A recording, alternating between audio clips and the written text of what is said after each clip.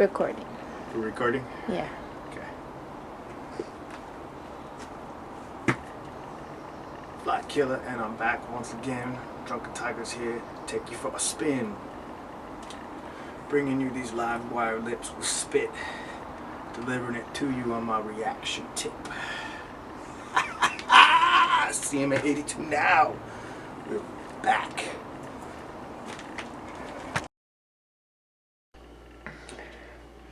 Alright, fellers. And ladies.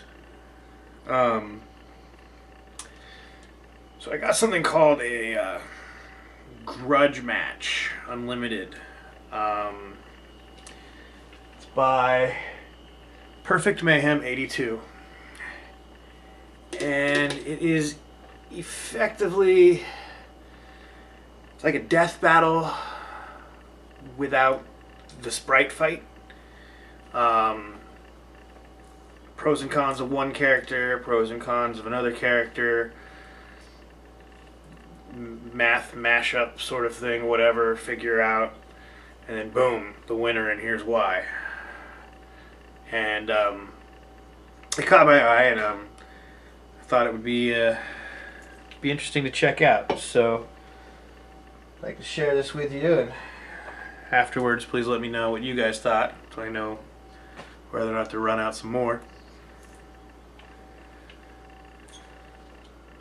This particular one is the very first episode off of it.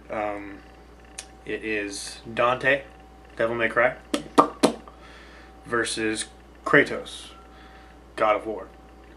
Personally, right off the bat, my money's on Kratos. We'll find out. Play! Hello and welcome to the first episode of Grudge Match Unlimited, the show that expands into the ether of the fandom universes to find the most epic fighters imaginable and bring them together for slugfests of massively epic proportions. That's a savage picture. On this episode, we look to crown possibly the biggest badass in all of video gaming by pitting two of the biggest badasses around against one another. From Capcom and Devil May Cry, it's Dante, and Sony's God of War, Kratos. Both of these characters have been the protagonists of a lengthy multi-game franchise, and both of these characters seem to have very similar abilities in terms of fighting skills and taking on different kinds of weaponry and magics, and having an indomitable spirit and indomitable will in order to overcome seemingly much, much more powerful opponents. Taking a look at Dante first, the protagonist of the Devil May Cry video game series. He is the half-demon, half-human son of Sparta. Sparta being one of the most powerful, if the most powerful demon lord of all history, who fought on the side of the humans in order to close off the demon world from the human world in order to protect all of mankind. Dante is one of two sons of Sparta. He has a twin brother, Virgil, and Dante's profession is that of a devil hunter. He spends all of his time throughout all of the Devil May Cry video games fighting demons and monsters, and even occasionally taking on really powerful lords of the demon realms and even gods in some cases. Now, to do this, he utilizes a number of skills, abilities, and powers. His inherent abilities include vastly heightened superhuman strength, speed, agility, and durability. And then beyond that, he uses a number of magical weapons. He's always seen with his signature sword, Rebellion, as well as his signature twin pistols, Ebony and Ivory. But beyond that, he's adopted and utilized a variety of other devil arms that give him a variety of other abilities, such as the ability to control ice, fire, wind, light, explosions, sound, lightning, just a wide variety of magical abilities inherent to these new weapons that he picks up along his way. He also has the ability to go into an enhanced rage-like state of enhanced power known as Devil Trigger. This is where he transforms from his human form into a more demon-looking form, and it increases his power, strength, durability, and magic to a wide degree until it runs out and he goes back into his human form. Kratos, the protagonist of the God of War series, is a warrior of the highest degree. He has been the leader of the Spartan armies for many years at the later points of his life, but he comes from even more powerful beginnings. He actually finds out throughout his journeys that he is the son of Zeus, which makes him a half-god. But before he found out about his parentage, he was a servant to the then god of war, Ares.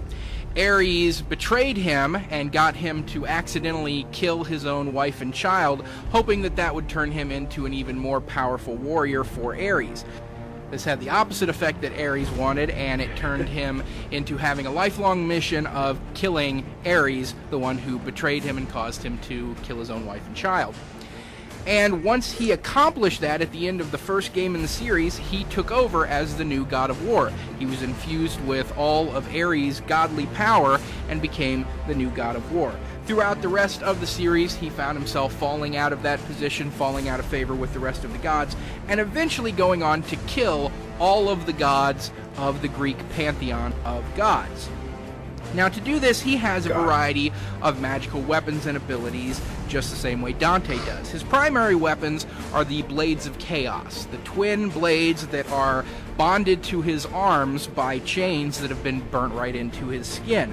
He uses those to very proficient effect, but on top of that, he's collected a number of additional magical artifacts throughout his travels, as well as spells that were graced to him by the other gods and the titans. These include things like lightning bolts, whirlwinds, bow and arrow that can fire blasts of light, commanding the armies of the dead, throwing fire and boulders, and all kinds of enhanced abilities through the magic and weaponry that he's found along his way. He can also have a temporary state of extreme power, much like Dante's Devil Trigger. Kratos' is called the Rage of the Gods. This sends him into a heightened state of power that lasts for a very short time, but for that short time, he is virtually indestructible, and his power increases greatly. So these characters have a lot in common. Both of them are half mortal, half immortal. Both of them have the same baseline abilities of heightened strength, speed, agility, and durability. Both are then have their powers augmented by finding various magical spells and artifacts that give them additional powers on top of that. But where they diverge are in a few critical areas. Dante is seen to take a much more lighthearted approach to his career as a devil slayer and as a hero who saves the world on many occasions. He's a much more sarcastic character, and he has a much more stylish flair when he fights, that he likes to jump around, dodge opponents.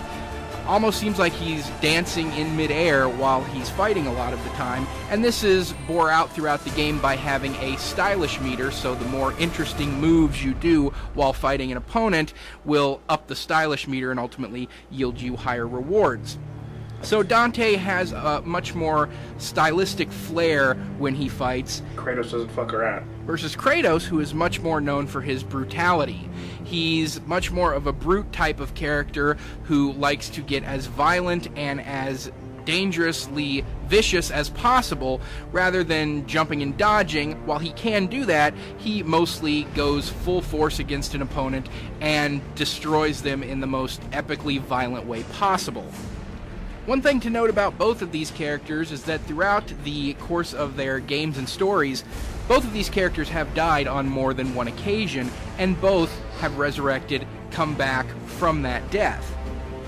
What that means throughout the course of this fight is that neither one of these characters can be put down in any permanent manner, so even a fight to the death would ultimately result in whoever loses getting back up and coming back to life at some point. So what it's going to come down to is who can more easily be killed to any degree to where you can say they've been killed, and then who might take longer in returning from that death and resurrecting to come back to life. So having taken a look at the power, skills, abilities, weaponry, and style of both of these characters, it's time now to determine who would win if they were to ever clash in one-on-one competition. That winner's going to be Dante. The son of Sparta takes the crown of the most badass character in all of video gaming. What it comes down to is Dante's durability is at a much higher level than Kratos is. Dante has been seen many times and on several occasions to have sustained injuries that should be fatal, and he seems to shrug them off, sometimes even laughing while he does so, seeming to have absolutely no trouble with instantly healing from being completely skewered right through his body, and seemingly virtually invincible to a lot of different types of attack. Additionally, he can fall from any height, land on his feet, and not be troubled by it at all. These are the kind of things that tend to be more difficult for Kratos. Kratos has to have wings in order to slow his descent, because if he falls from too far of a height, he'll end up getting injured. And the times he's been run clean through have resulted in him dying and going to the underworld and having to fight his way back from it. So while he does have the strength and durability of a god, and that allows him to absorb quite a lot of punishment, Dante has been seen to survive much worse punishment and do so with a smile on his face as if it didn't even bother him. Additionally, Dante is much faster in his ability to dodge, jump around, jump higher, and seemingly be moving around the battlefield and be everywhere at once than Kratos is. Kratos can be seen to maybe be the stronger of these two, but being much faster and very strong himself, Dante would be able to dodge more of Kratos' attacks, respond with more of his own, and the attacks that he does sustain from Kratos, he would be able to heal from quicker or just simply be more durable to them. So Dante, the son of Sparta and the protagonist of the Devil May Cry series, is going to take home the victory of this Grudge Match Unlimited. So thanks for watching. Respond below with your own thoughts about this outcome, as well as any suggestions for future Grudge Match Unlimited episodes. We'll see you next time on the next edition of Grudge Match Unlimited.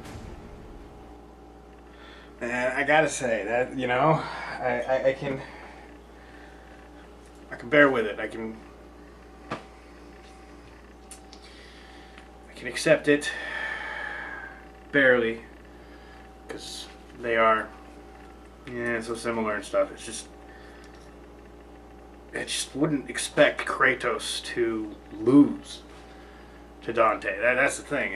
I would expect Kratos to be the one just turning him into a pulp, and then letting him regenerate, and then turning him into a pulp, and then letting him,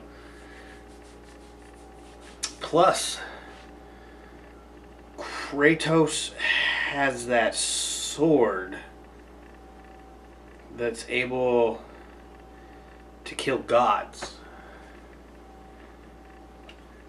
And if he used that on Dante, it would be game over.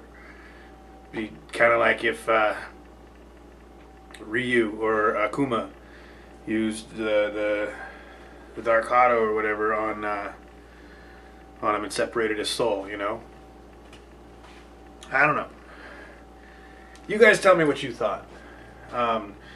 Both of the outcome and of the Grudge Match Unlimited as a whole.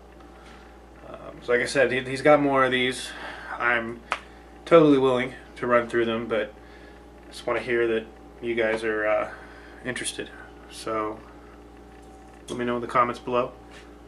Thank you for watching. I'll catch you on the next one. Toodles.